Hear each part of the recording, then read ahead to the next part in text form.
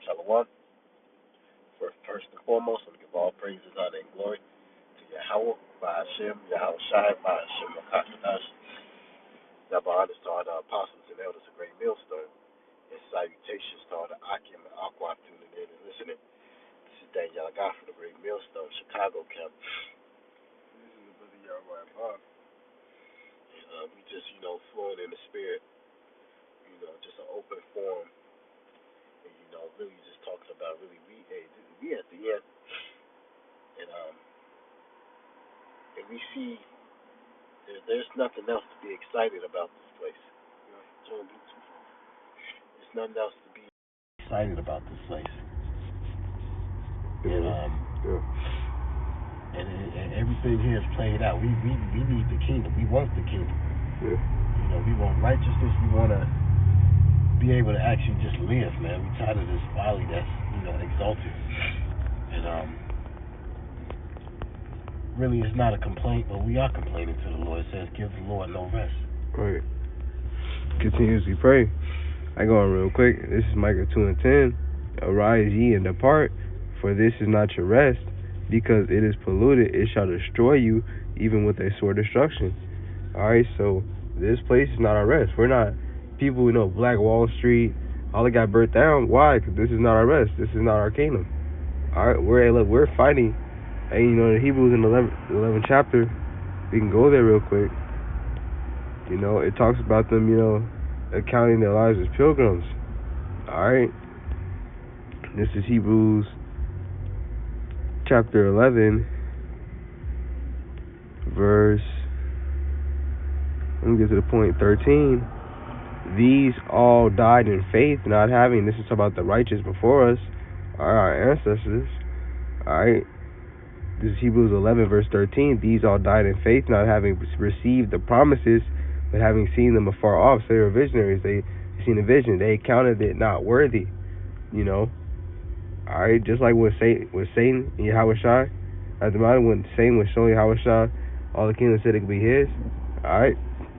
Ultimately, Yahweh Shai was seen afar off. He knew how great the kingdom was. He wouldn't, these niggas sell out for a crack in the wall versus what Yahweh Shai seen, man. Alright, so that just shows you how great our kingdom is going to be, man. And these righteous before us saw it, man. Alright, so we got to count our lives here, continuing, and we're persuaded of them and embrace them and confess that they were strangers and pilgrims on the earth. Alright, so ultimately they accounted, hey, look, this is not our rest. Alright, this is not, this wicked kingdom, these unrighteous kingdoms, not under Yahweh Shai HaMashiach, while Yahweh, it's all wickedness. Alright, it's all vanity, it's all vain. Alright? God, I got something to back you up. This is out of 1 Corinthians chapter 9 and 24. Know ye not that they which run in a race run all, but one receiveth the prize, so run that ye may obtain. Sure. And every man that striveth for the mastery is temperate in all things. Now they do it to obtain a corruptible crown, but we in an incorruptible. And this is the kingdom, man, because you can't put a price tag on what the Lord is about to give us, man. We're about to have an internal blessing. These niggas sell out for nothing, man. Like, even these guys that's so-called Israelites, man, these niggas fall out. And we see look at the results of that shit. These niggas have nothing to show for. The Lord is mocking these niggas. And it's temporary. It's temporary. This Esau kingdom is getting ready to fall, man. Sure. So really, what really are you getting? I got you. I'll hear back you up real quick. This is Sirach 2:14. This is what they're getting. Woe unto you that have lost patience, and what will ye do when the Lord shall visit you? Speak up, sir. Speak up. This is Sirach 2:14. Woe unto you that have lost patience, and what will ye do when the Lord shall visit you? They that fear the Lord will not disobey his word, and they that love him will keep his ways. So ultimately, what are you going to do when the Lord visits you? Alright, your covenant with death shall not stand. Alright, like you said, these people sell out. Alright, you fell out. You said what? Some niggas can't even come into this because they can't stop eating pork. Alright, that's pride. Alright, they'll fall out because of that. They'll fall out because of bitch. Alright? But ultimately, we gotta understand that, I got something real quick to back this up. Matthew 19, verse 29. And everyone that have forsaken houses or brethren or sisters or father or mother or wife or children or lands. Hold on. So I cannot read that. Finish that up. For my name's sake shall receive 100-fold and shall inherit everlasting life. And it's an accountability that goes with this thing, Okay. It's a sacrifice. We got to take that straight gate. A lot of Jake can't do that because they mind is in the flesh, man.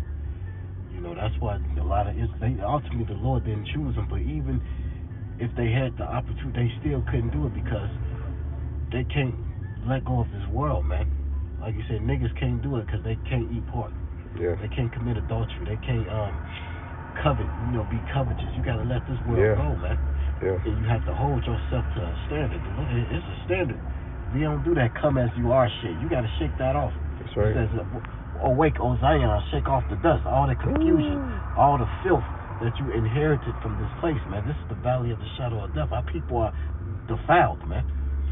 And the Lord, you have to, the Lord cleaning us up, but it's an effort too. You have to take action. You have to take that initiative to step up. And a lot of our people rather dwell in darkness because there's no accountability in darkness, man. There's no correction. And that's a part of our culture too. Niggas with all this black shit. You niggas, and we ain't black for the record. We Israelites, but that. Hey, our people. Correction is a part of our culture, and a lot of Jake don't like that, man, because they got that feminine, weak ass spirit, man. Yeah. This truth forces you to be a goddamn man, and to be a man, you got to deal with shit that you can't deal with. I mean, you got to deal with shit that you don't want to deal with. You have to face adversity. And Elder Uriah told me that doing jiu-jitsu, hey, don't run. You face adversity. Right. So, and this is what the Lord is teaching us, man. Yeah. The Lord is girding our loins, man. That's right. We're becoming those lions, man. And unfortunately, this world is not with us. So we have to take that hard stance in righteousness. Read that Matthew 19:27 again. Okay. This is Matthew 19, verse 27. Then answered Peter and said unto him, Behold, we have forsaken all and followed thee. What shall we have therefore? And Yahushua said unto them, Verily I say unto you that... He said, we've forsaken all. Yeah. And let all this shit go. Because we believe in what the Lord say, man. That's right. They which have followed me in regeneration, when the Son of Man shall sit in the throne of his glory, ye also shall sit upon 12 thrones, judging the 12 tribes of Israel. And every one that have forsaken houses, or brethren, or sisters, or father, or mother, or wife, or children, or lands, for my name's sake, shall receive 100-fold, and shall inherit everlasting life. So we got to take a drink of that cup, man. People are going to leave us. People that we have affinity towards, that people are going to walk away from us, man. Or we going to have to, because we can't, once we cross this line, it's just certain shit you just can't tolerate no more. Certain behaviors you can't be around. Let's say, when evil communication corrupt good manners, you can't be around niggas no more. And unfortunately, your relatives, people that you grew up with, women that you done dealt with, this truth, that's why it says, a variant. The Lord is stirring things up, man. Yeah. The Lord is roughing up feathers, man. Fuck peace, man. It's about righteousness. Yeah. You serve the Lord or not. Yeah, it's a time for peace and a time for war. Alright, ultimately it's a time for war. Hey, this kingdom going down. Alright, Babylon is going down the drain. And everyone clinging on to its ideologies and its ways, man. Alright, we gotta spiritually depart from this place.